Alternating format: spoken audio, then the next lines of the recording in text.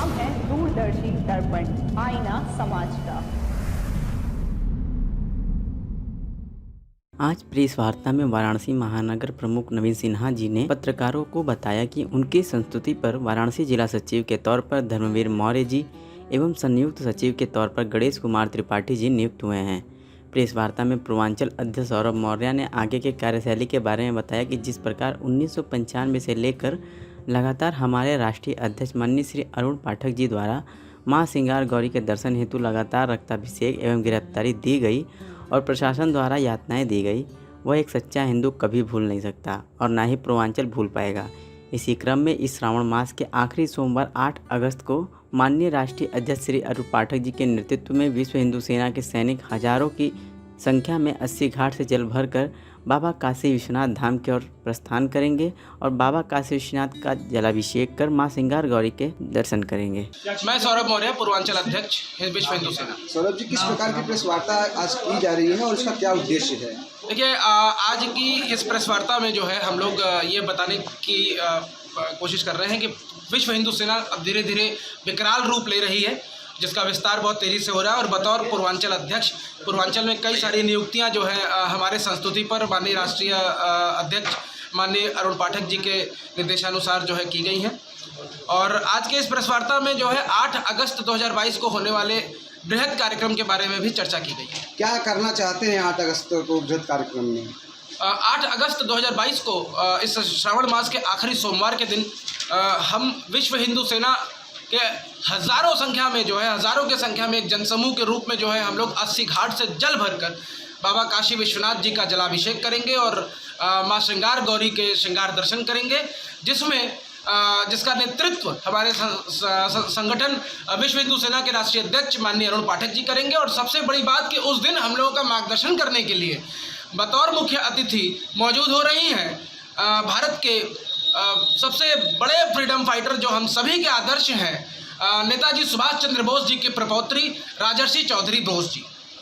Sir, श्रृंगार गौरी का जो मामला है वो कोर्ट में न्यायालय में विचाराधीन है। अभी इस पर इस तरह की जो है प्रतिक्रिया देना, इस तरह के जो है आयोजन को करना कितना सही साबित होता है? देखिए, मैं मानता हूं और मुझे माननीय न्यायालय पर पूरा विश्वास है कि जो भी फैसला होगा वो हम ही लोगों के पक्ष में होगा। लेकिन आप एक ही देश में जब संविधान को मानते हैं तो आप किसी के साथ न्याय और किसी के साथ अन्याय कैसे कर सकते हैं? 1993 में जब यह फैसला आया कि 5 वक्त का नमाज तो होगा, लेकिन मां श्रृंगार गौरी के दर्शन क्यों नहीं होंगे? मैं किसी को गलत नहीं कह रहा, लेकिन एक पक्ष में आप पूरा फैसला सुना रहे हैं और दूसरे पक्ष को आप पूरी तरीके से गिरा रहे हैं। तो हम हिंदू, हम सनातनियों के साथ अन्याय क्यों? तो इसी चीज़ को देखते हुए हम लोग लगातार 1995 से लगातार हम लोगों का यही, हमारे माननीय राष्ट्रीय अध्यक्ष जी लगातार इस पर जो है हर बार उनके द्वारा जो है रक्ताभिषेक किया गया, उनको तरह तरह की यातनाएं दी गई, उनके द्वारा लगातार गिरफ्तारी दी गई। तो इतना कड़ा संघर्ष करने के बाद भी जब आज हिंदूवादी सरकार हम सबके बीच में है और प्रदेश में भी और केंद्र में भी, तो हमें कहीं ना कहीं एक उम्मीद है, जिस प्रकार माननीय मोदी जी द्वारा गुजरात के पावागढ़ में मां काली के मंदिर में 500 वर्ष बाद जो है लाल ध्वज फहराया गया, तो कहीं ना कहीं हमें एक उम्मीद है कि जिस प्रकार माननीय मोदी जी द्वारा केदारनाथ का जो है इतना भव्य मंदिर जो है का रिनोवेशन कराया गया, जिस प्रकार अयोध्या का फैसला आया और जिस प्रकार अयोध्या में इतना बड़ा, इतना दिव्य दरबार, इतना भव्य मंदिर का निर्माण कराया जा रहा है, तो कहीं ना कहीं हम लोगों के नज़र में भी जो है माननीय मोदी जी को लेकर के एक सॉफ्ट कॉर्नर है कि ये हिंदूवादी सरकार है और हम लोगों की मांग पूरी होगी। लेकिन हम लोग अपना संघर्ष करना, हमारे नेताजी, हमारे आदरणीय अध्यक्ष जी अपना संघर्ष करना और उनके नेतृत्व हम लोग अपना संघर्ष करना नहीं भूलेंगे। उस दिन लॉ एंड ऑर्डर का पूरा ख्याल भी रखेंगे हम लोग, कहीं किसी को कोई दिक्कत नहीं होगी और बहुत ही प्रेम से अपने नैतिक अधिकारों का जो है पालन करते हुए हम लोग मां श्रृंगार गौरी का दर्शन करेंगे। हर हर महादेव। मेरा नाम नवीन सिन्हा है। नवीन जी, 8 तारीख को जो कार्यक्रम आपके द्वारा किया जा रहा है, संगठन के द्वारा किया जा रहा है, यदि प्रशासन द्वारा कोई ऐसी अनुमति आपको नहीं मिलती है, उस पर क्या करेंगे आप? सर, 1995 से 2021 तक हम लोगों ने क्या किया? संघर्ष किया। उस संघर्ष को आगे बढ़ाएंगे।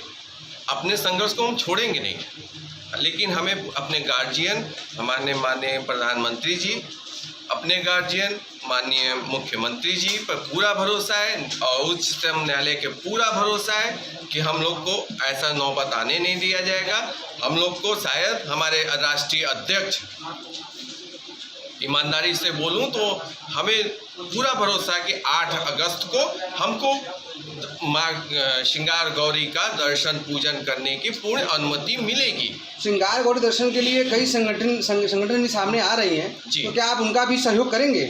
देखिए, वो माँ का दरबार है, उसमें जो लोग भी आना चाहे स्वयं आए और सभी का स्वागत। मेरा सवाल ये है कि क्या आपका संगठन उन संगठनों का साथ देगा इस प्रकरण के मामले में? बिल्कुल देगा।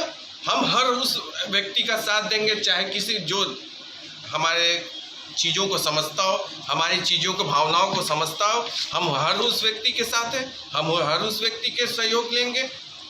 केंद्र और राज्य में भारतीय जनता पार्टी की सरकार है और भारतीय जनता पार्टी अपने आप को हिंदुत्व की सरकार कहती है। देखा जाए तो अयोध्या की लड़ाई काफ़ी लंबे समय बाद जो है जीती गई और उच्चतम न्यायालय द्वारा फैसला दिया गया, तो क्या यह प्रक्रिया भी उतनी लंबी चल सकती है या उससे पहले ही फैसला आ सकता है? सर, ये तो राजनीति के प्रश्न हो गए और फैसले तो अदालत में होते हैं। मैंने कहा कि उच्चतम न्यायालय ने ही फैसला दिया, उनके आदेश से ही अयोध्या में राम मंदिर बन रहा है जी। तो क्या उसी प्रक्रिया के प्रावधान में ही चलेगा कि आप लोग के संघर्ष का फल जो है इसका जल्दी मिल जाएगा? हमें लगता है कि एक संघर्ष तो हम लोग को, जो एक संघर्ष की कहानी होती है वो जो हम लोग भूल चुके हैं, चाहे ये श्रृंगार गौरी का संघर्ष हो या किसी भी चीज़ का, जो हम लोग की भावना है, संघर्ष क्यों पीछे हटेंगे? हम लड़ेंगे, फिर लड़ेंगे, लड़ते रहेंगे जब तक रहेंगे। लेकिन ये विश्वास है कि हम लोग जो परंपरा गलत सही व्यवस्था चलती आ रही है, ये व्यवस्थाएं अब बदल रही हैं। इस नए रूप में, नए संसार में चीज़ें जब बदल रही हैं तो उस चीज़ का भी हमें बेनिफिट क्यों नहीं मिलना चाहिए? काशी वासियों को क्या संदेश देना चाहेंगे इस समय जो बाबा विश्वनाथ को लेकर जो भी चल रहा है? काशी विश्वनाथ जो ब्रांच वाले से क्या कहना चाहेंगे आप काशी वासियों से? मैं अपने काशी वासियों के सभी सदस्यों से बस एक ही अपील करना चाहता हूँ। मेरे दादाजी ने मुझे समझाया कि वहाँ भोलेनाथ का पिंड है, लिंग है। मेरे पिताजी ने माना कि हाँ भोलेनाथ का पिंड है। अब मैं मान रहा हूँ कि हाँ भोलेनाथ का पिंड है। 2 पीढ़ी निकल चुकी है, मैं तीसरी पीढ़ी हूँ, मेरे दोनों लोग गुजर चुके हैं। मैं उन दोनों के मार्गदर्शन को मैं फॉलो कर रहा हूँ कि हाँ ये मैं उस चीज़ को अच्छे वे में नए मोदी जी क्या, ये दुनिया बदल रही है, ये दुनिया वाकई में बदल रही है। तो हम अपने मिट्टी को प्रेम करते हुए अपनी चीज़ों को हम लेंगे, संघर्ष के साथ लेंगे, नेतृत्व के साथ लेंगे। अब आपका अपना दूरदर्शी दर्पण एक नए अंदाज में अपने बनारस और देश दुनिया की खबरों से जुड़े रहने के लिए इसके YouTube चैनल को सब्सक्राइब करें और हाँ, लगातार अपडेट्स पाने के लिए बेल आइकन को प्रेस करना न भूलें।